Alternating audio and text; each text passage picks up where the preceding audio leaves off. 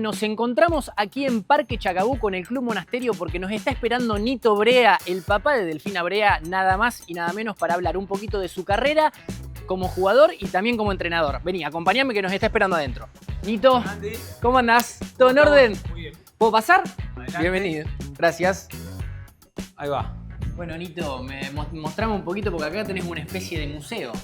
Y hay un poquito algunas fotos, es decir, de momentos, por lo menos de mi carrera y también de la de Delphi. Acá más que nada de Delphi, cuando era más chica, acá le habían dado un premio Jorge Newbery que se da para la ciudad de Buenos Aires, la deportista destacada. Y acá fue cuando me lo tomó un fotógrafo, justo en la primer final de Delphi, el abrazo que le di cuando justo salí. Sí, la de Diego está acá, que tendría que estar en otro lugar. Por favor, acá, contame la anécdota, por Acá favor. estoy con el Diego. No, Diego jugaba al pádel. Y la verdad que es un fenómeno, era diestro y esta parte en realidad César Bacigalupo le daba clase a Claudia, un día ya lo habíamos conocido en otra oportunidad y me armó un partido con él, hacía yo un punto y que el Diego te diga qué fenómeno el punto que hiciste y yo decía, me lo está diciendo el Diego, ¿viste? Ya nada Vos más con quisiste eso todo, solo. mi capitán, compartirlo juntos, lo mejor, Delphi. Te afloja toda la estantería. Me nombras a Está Delphi, bueno, sí. me nombras a Delphi ya. Bueno, vamos a charlar un poquito, vamos a retroceder un poco en el tiempo, un viaje, la máquina del tiempo, y quiero que nos cuentes un poquito acerca de tus inicios como jugador, cómo descubriste el deporte, de dónde sale toda esta pasión.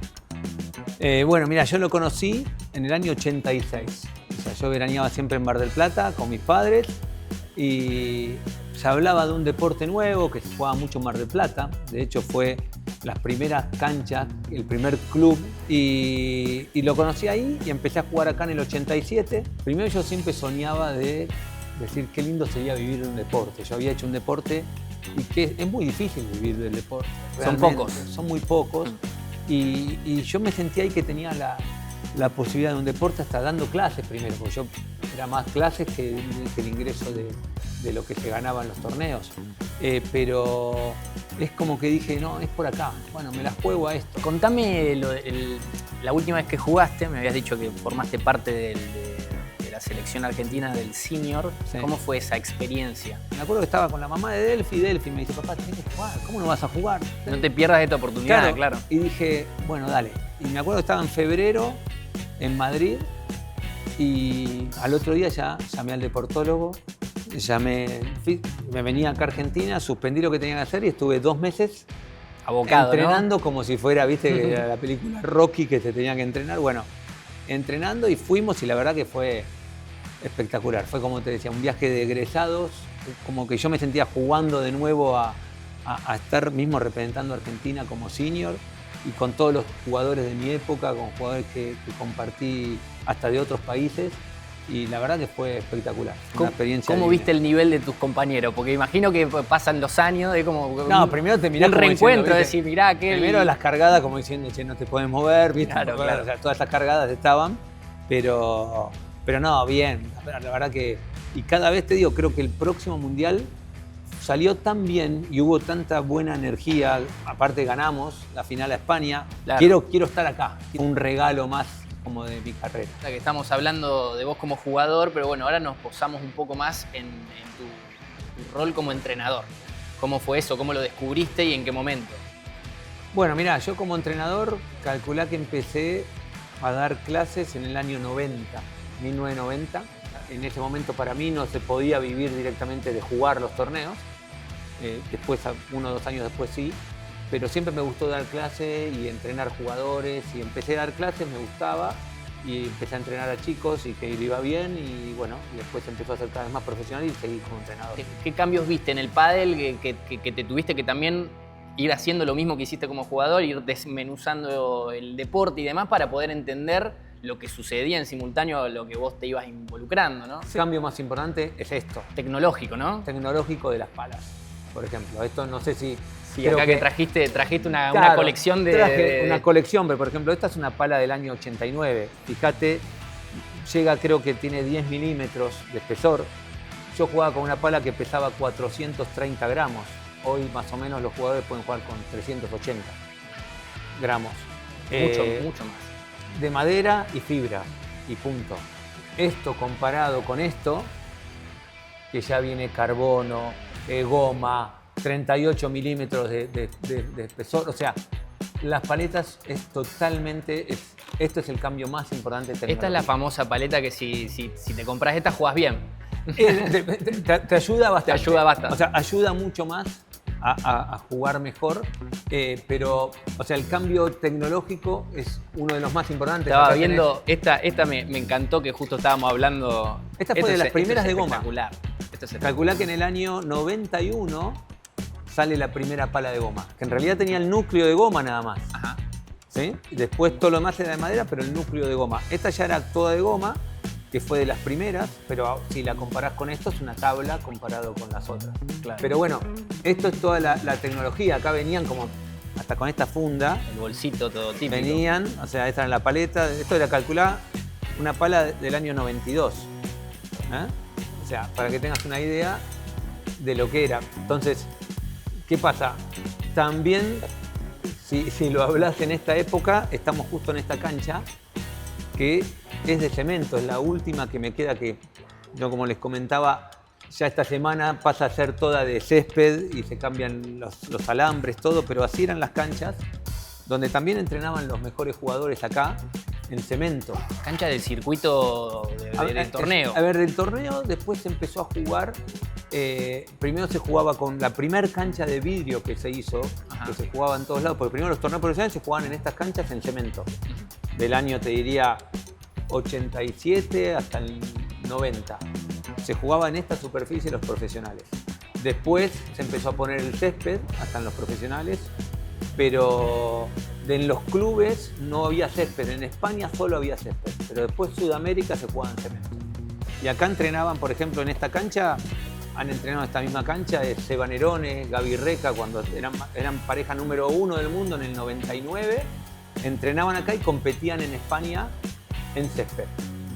O sea, fíjate que hasta la ventaja que daban claro. de entrenar, que igual, bueno, de cemento, que es más rápido, el juego pasar a césped, que era más lento, no era tan grave como si tuvieras que hacer a la inversa, de claro. Césped pasar a ahí cemento. perdés mucho más de ahí terreno, te costaría ¿no? mucho más. Mira, yo te voy a contar algo que fue gracioso de estas palas.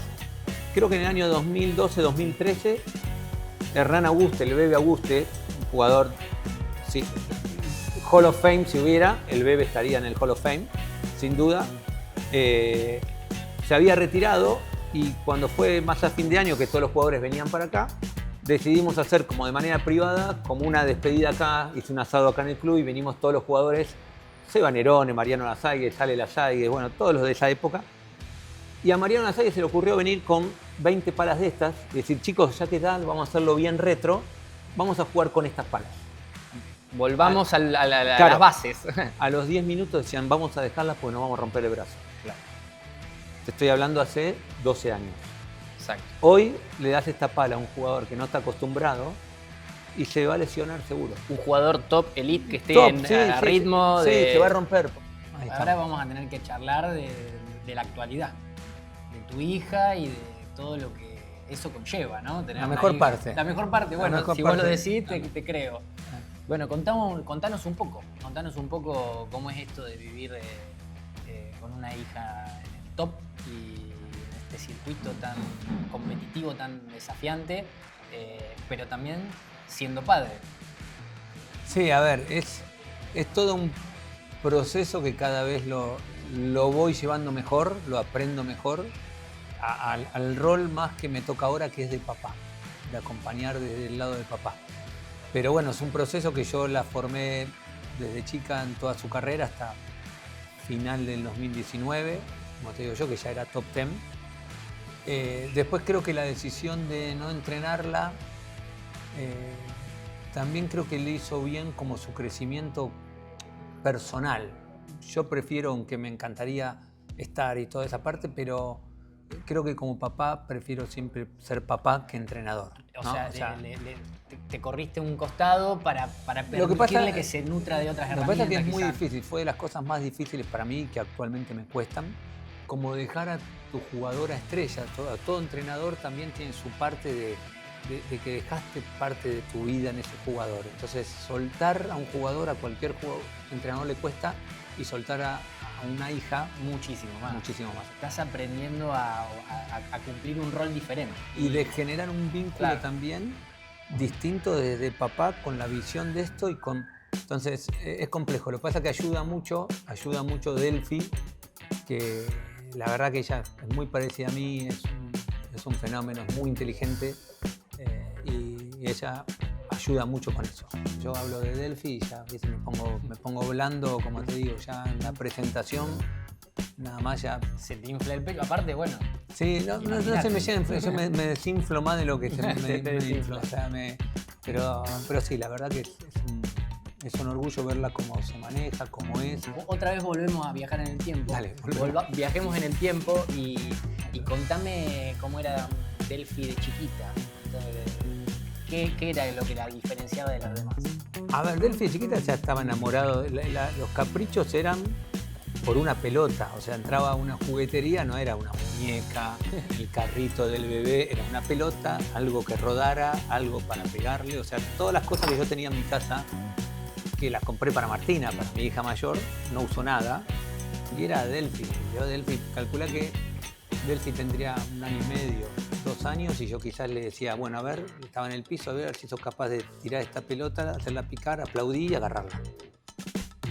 Y yo volvía a la noche y me decía, pa, mira, tac. Una tarea y la lograba. Y era venir acá al club, que ella se crió acá, a la cancha, que yo estaba entrenando ahí a los jugadores, y estaba las 2 horas mirando así el entrenamiento, con 3 años. Si tuvieses que guardar un momento de Delphi como jugadora hasta hoy, el más emocionante, el que más te llegó, el que te encontró por el lugar, por la situación, por lo que sea, por volver de una lesión, no sé. Sí, el año pasado Mar del Plata fue muy emocionante. Muy emocionante, porque fuimos muchos de la familia y fue ver un estadio gritando Delphi. Bueno, Nito, nosotros te agradecemos por habernos recibido en tu casa, acá en el Club Monasterio, por habernos mostrado este museo hermoso personal y por habernos brindado estos momentos para Padel Bites. Así que muchas gracias. Muchas gracias a ustedes, un placer. Gracias, Nito. Gracias. Un espectáculo. Gracias.